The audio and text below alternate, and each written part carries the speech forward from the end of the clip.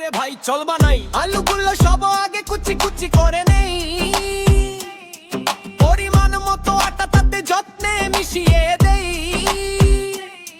মুচো মুচে ভাবো আনতে দেবো একটু কর্নফ্লাওয়ার, স্বাদটা হবে খাসা বাড়বে আড্ডার পাওয়ার। হলুদ মরিচ ধনে আর জিরার গুঁড়ো চাই, আদা রসুন পেস্ট দিতে একদম ভুল নাই, পরিমাণ মতো লবণ মিশাই, কাঁচা লঙ্কা ধনে পাতা কুচি কুচি চাই, সাথে একটা ডিম দিলে হয় জম্পে সেই মাখা,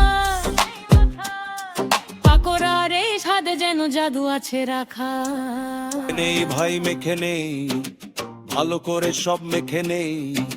মেখে নেই ভাই মেখে নেই, ভালো করে সব মেখে নেই, মেখে গরম তেলে ভেজে নেই, করে গরম তেলে এবারে ছেড়ে দে, ধীরে ধীরে মোচো মোচে করে সব ভেজে নে, সোনালি ওই রং ধরলে প্লেটে তুলে রাখা,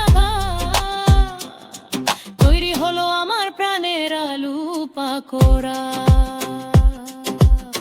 টমেটো সস দিয়ে ঝটপট খেয়ে নে, তৃপ্তির ওই হাসিতে ভাই আর কিছু তো নেই, আলু পাকোড়া